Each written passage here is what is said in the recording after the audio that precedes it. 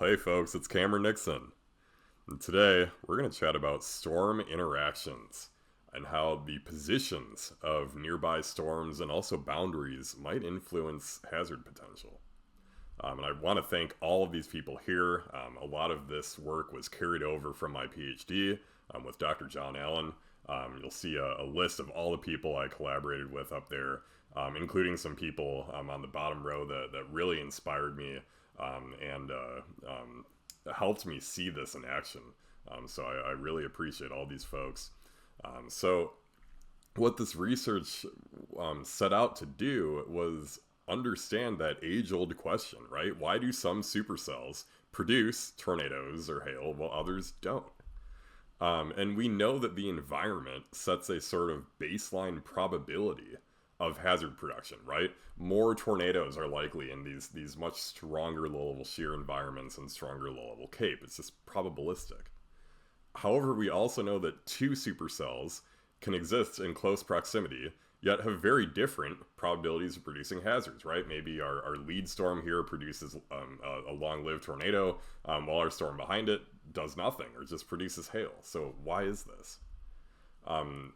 And the fact of the matter is that we know the environment by itself has limited skill in predicting hazards, right? Our classic Gerald, Texas case, right, where our wind shear was virtually nothing. This was hardly a supercell environment, and yet you got one of the strongest tornadoes on record.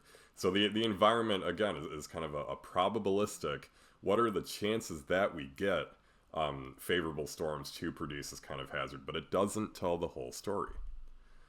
Likewise, we haven't found any smoking gun parameters for tornado potential, for a yes-no tornado will happen kind of probability.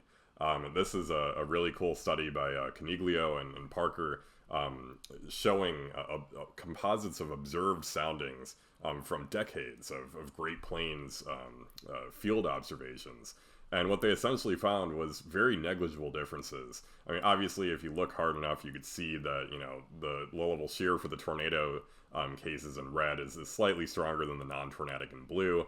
And maybe our LCLs are a little bit lower too. But there's nothing that kind of jumps out and screams at you, there is a difference here between tornadic and non-tornadic storms.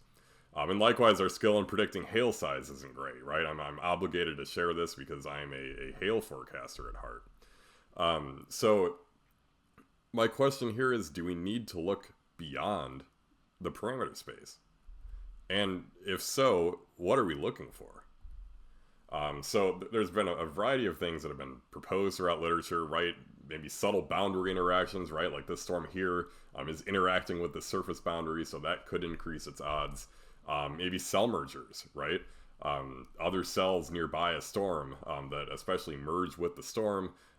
This has been a really common feature of tornado cases. Maybe storm modification, right? A storm modifies its own environment, right? It gets so big and so strong and so powerful that it starts altering its nearby wind fields and thermodynamic profiles. And of course, some latest literature by Paul Markowski showing that even random vorticity patches in the inflow of a supercell, especially in environments with very turbulent boundary layers, might really influence when and if a storm becomes tornadic. And of course, chaos, right? I know no one likes to hear this, but this is a particularly bleak study by Paul Markowski showing that, right, if you simulate a bunch of different supercells, some will produce tornadoes, some won't, and their intensities and their timings will all vary just because the atmosphere is so chaotic. And, you know, that's my least favorite hypothesis, but it is true. It holds true to a certain extent. And all of these things we are unable to kind of observe. These are subscale of the our observational abilities. So let's first focus on some things that we can observe with radar, with WSR-88Ds, right? We can observe nearby boundaries, right, and assume potential interactions, or at least their proximities to the boundary. We can observe cell interactions, right? We can observe cells merging together, creating much larger storms and impacting each other like that. We can also observe interactions with larger convective systems like this one. See, this supercell was kind of playing around in the warm sector before it got smacked from the rear by this large MCS. So my question here is, could storm interactions be another condition on hazard potential, right? We know that, we know what the word conditional risk means, right? If the storm is able to take advantage of the environment, that's its probability of producing a tornado. And we know the environment, right, low-level shear, low-level cape, right, to be conditions on the potential for hazards. Well, what I'm arguing now is that storm interactions could just be another condition. So we're going to look at all cases of EF2 and greater tornadoes and 3-inch and greater hail. If you want a better idea of the data set created in this presentation, you can take a look at the paper, which I'm going to link down below. And these are from the last 15 years, and I made sure to set a rather short distance from the radar so I could be able to take a look at some of these interactions and boundaries that occurred very low to the ground. And so, of course, we're also going to include null cases. And we define this as the closest supercell that did not produce the hazard in question in the 30 minutes before the report. So if we're looking at tornadic cells, of course, we looked at the tornadic and then the non-tornadic storm, the closest non-tornadic storm. If we were looking at hailstorms, we looked at the closest storm that did not produce any hail. So that led us with a total of almost 500 cases of significant tornadoes and hail, and almost 200 null cases. And these are going to be really important in assessing that potential of the storm to produce a hazard. We're going to be using environmental data from the ERA 5. If you see me mention this, that is where we're getting our reanalysis data at the latitude, longitude, and time of the report. And so I identified a lot of different features, and so here's a kind of schematic on one of the more difficult cases that I was tasked with. You can see our supercell in question here, and it's mesocyclone here labeled with that triangle. This one ultimately ended up producing a tornado, but we looked for all boundaries and all cells that were greater than 30 dBz. In these cells, we confined our radius to about 25 kilometers outside of our storm.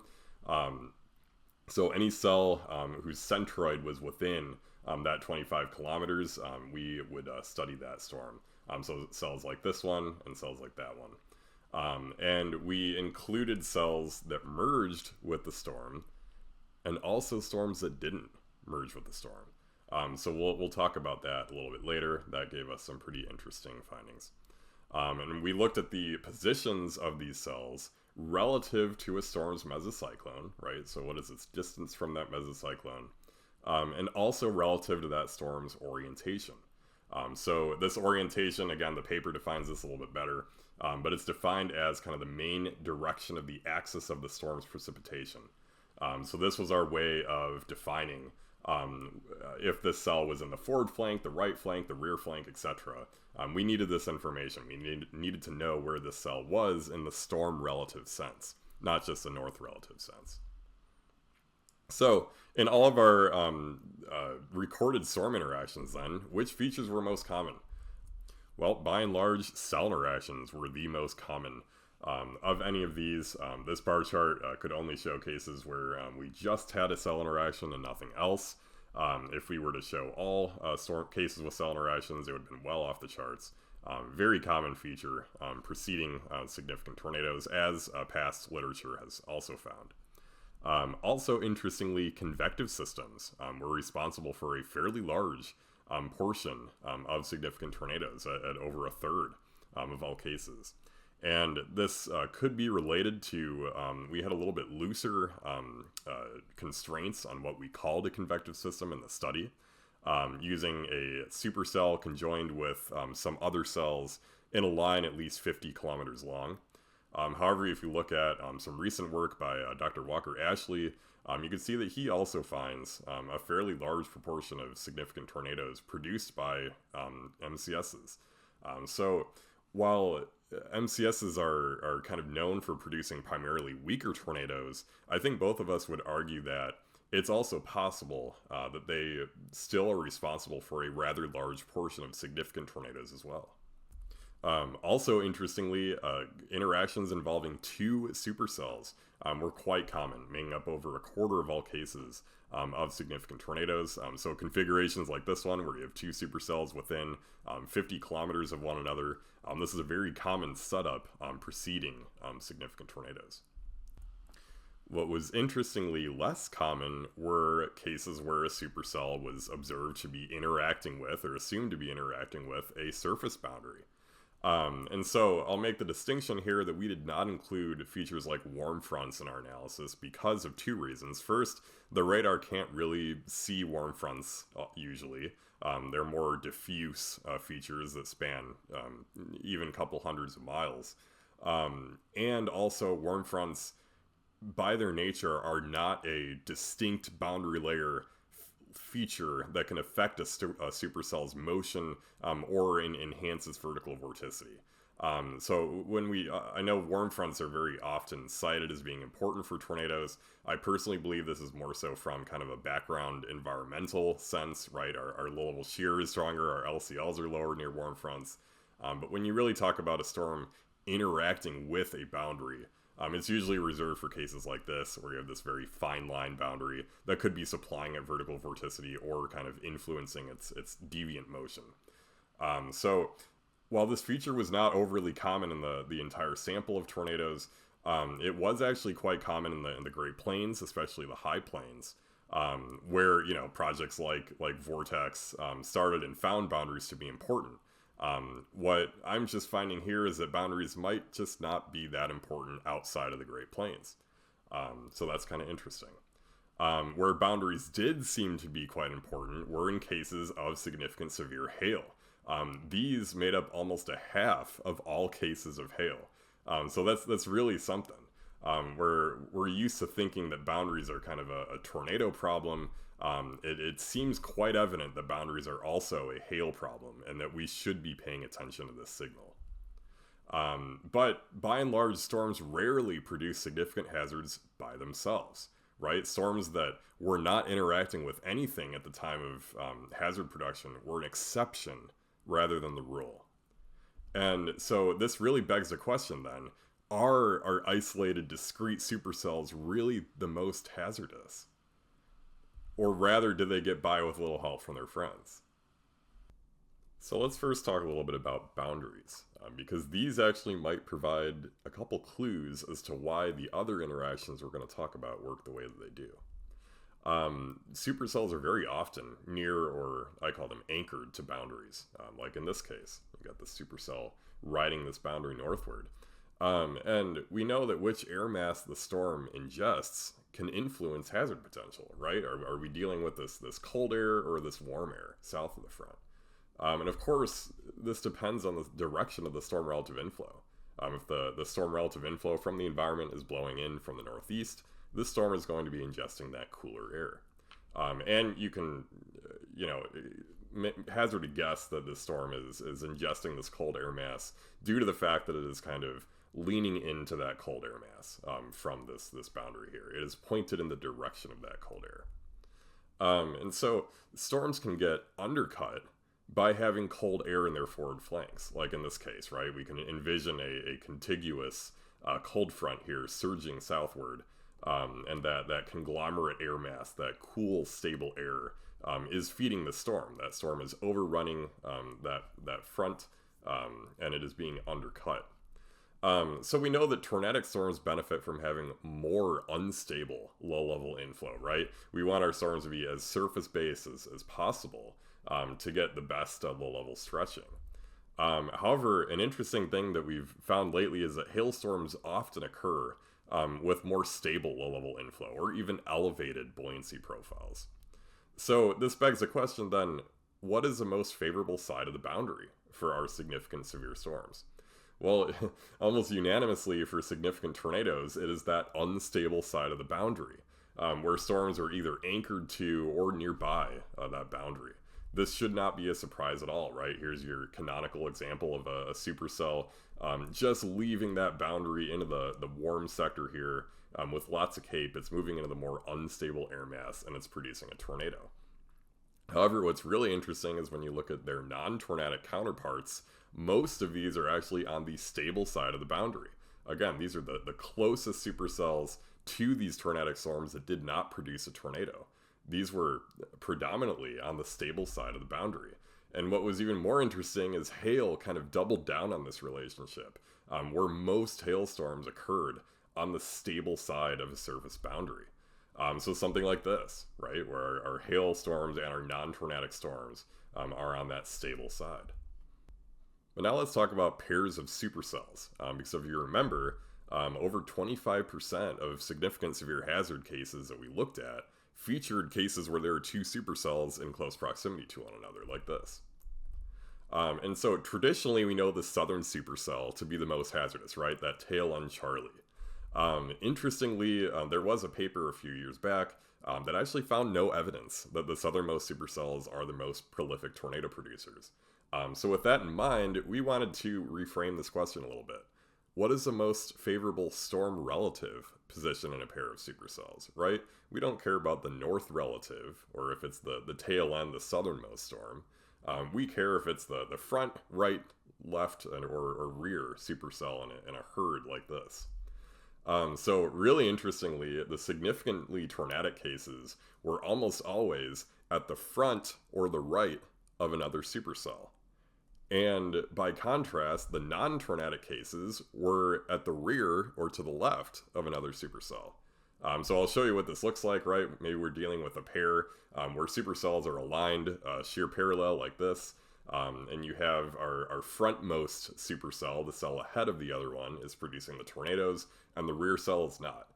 Note, this completely contradicts the idea of the tail end Charlie, where the tail end Charlie is actually the non-tornadic case, or supercell in this case. Or you can get a case like this, where they're oriented kind of perpendicular to the shear, where your rightmost supercell is the one that is producing all the tornadoes here, and our leftmost supercells are left to kind of just fizzle out in the rear flank of that storm. Very interestingly though, large hail was predominantly at the rear of another supercell. Here's an example of what this might look like, where you have two supercells conjoined. Often, anecdotally, what I observed in the study was perhaps the hail-producing storm initiated along the rear flank gust front of an initial supercell. And as soon as it initiated, it became significantly severe. This is really interesting because, you know, we talked about our hailstorms being elevated above boundaries, or along kind of the cold side of a boundary. It's possible that these hailstorms are actually rooting themselves in kind of an elevated sense above the cold pool of a pre-existing supercell. That's at least one hypothesis that I have. But now let's talk about convective systems, which again we defined as kind of a contiguous line of at least 50 kilometers, including a supercell here in these cases. And so this pattern actually continued, where significantly tornadic supercells were predominantly on at the front of a convective line or otherwise embedded within that line. Where the kind of unstable and stable fall here are just what we talked about earlier with the boundaries. They're either leaning into the unstable side, into the warm sector from that QLCS boundary, or they're leaning rearward into the QLCS cold pool. And so understandably, we found that significantly tornadic cases, if they weren't at the front, were otherwise leaning into the unstable air mass, away from the cold pool of that convective complex. Whereas our non-tornadic storms were predominantly at the rear or embedded at the stable side of that cold pool boundary. So effectively they are tilted rearward into the cold pool, very likely being kind of undercut and locally elevated behind that QLCS cold pool. So here's an example of what this might look like, right? We have our tornadic storm at the head or at the front of a convective line, and all this stuff at the rear is kind of undercut behind it. And we have our embedded example where our supercells are kind of leaning into the warm side of the boundary.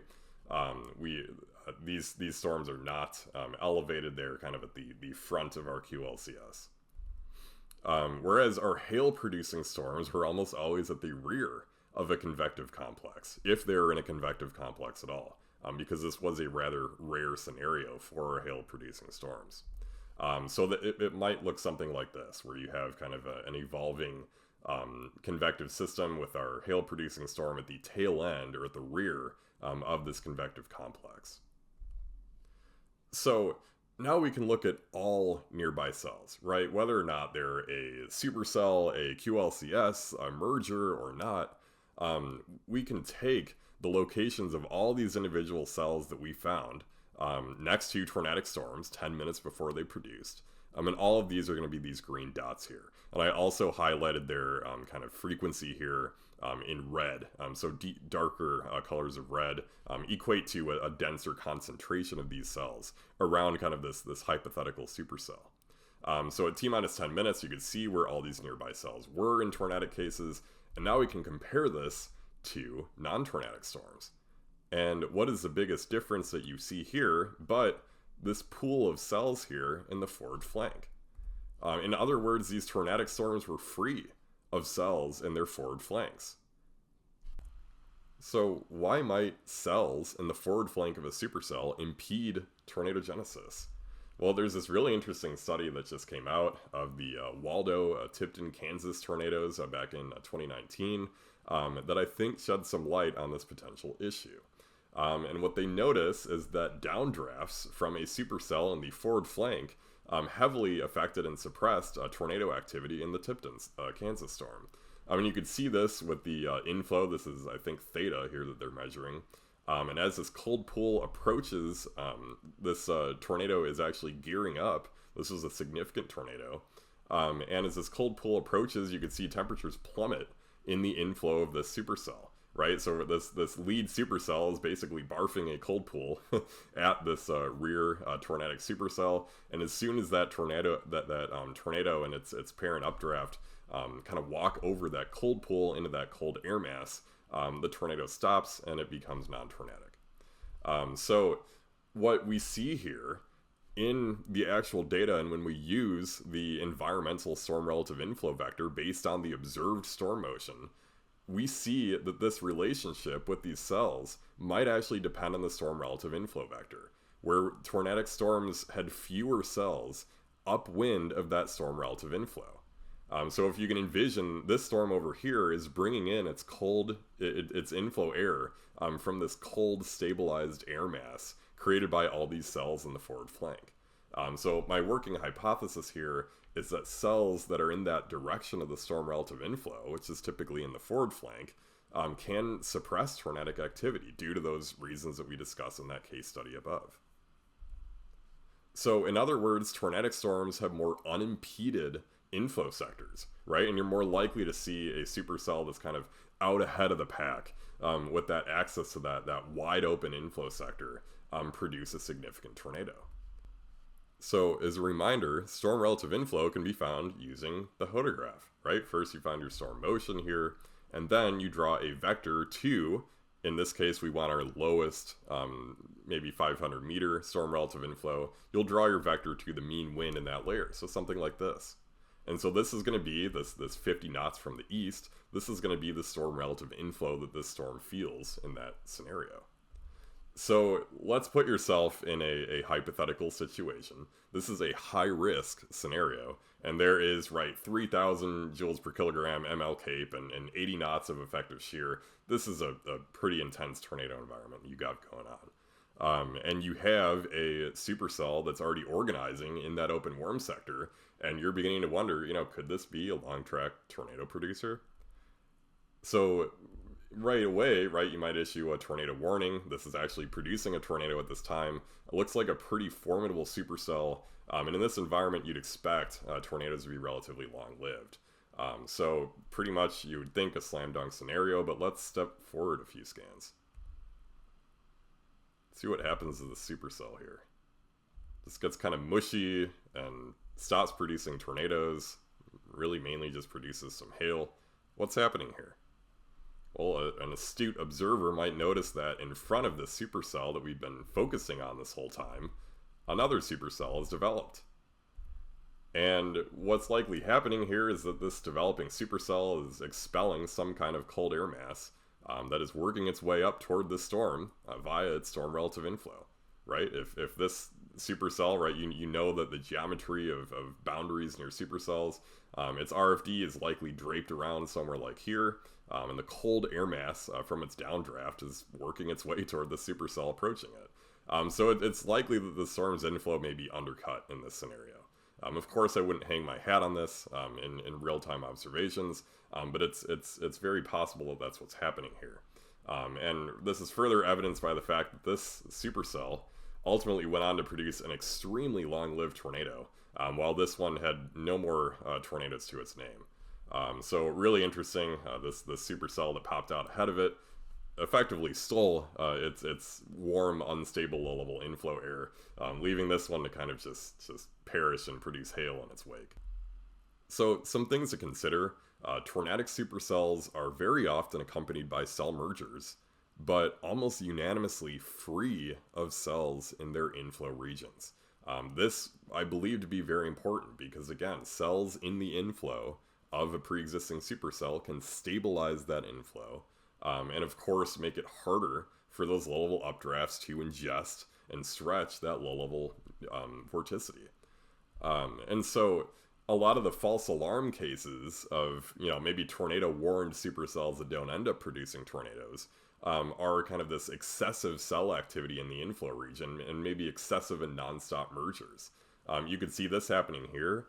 You just have a lot of, there's this cell here in the inflow, there's this cell, and the storm can never fully, open up its warm sector in a way that allows buoyant enough low-level inflow air. Again, there's a multitude of reasons why a storm might not have produced a tornado. This is just one example showing potential failure modes for a tornadic supercell in an otherwise good environment. And hailstorms, on the other hand, often occur with that low-level stability or that inferred low-level stability. They're very often north of boundaries and sagging cold fronts and outflows, or at the rear of another cell. This supercell actually checked both of those boxes. You could see it was sagging southward along this cold front, but it was also in the rear flank of a pre-existing supercell just north of it. And then false alarm cases for hail were actually interestingly similar to those of successful tornadic cases. These storms were often surface-based or at the front of another supercell like this one, where this storm did not end up producing any severe hail. So my key takeaways here are that hazard potential seems to depend on a storm's position relative to other features, and the storm relative inflow, of course. And tornadic storms usually have unimpeded inflow sectors, right, and access to that rich, warm, buoyant inflow air, while hailstorms may often be undercut or locally elevated. Again, this is an inference that I've drawn from the variety of cases I've looked at and their positions to the rear of other supercells and north of fronts. We can't exactly know what low-level thermodynamic environment these storms are kind of ingesting, but we can hazard a guess that it's less full of that rich surface-based air that the tornadic storms are. So with that, thank you all for watching, and I highly recommend you watch my second video I'm going to be making on cell mergers and nudgers. And so that should be next in the queue.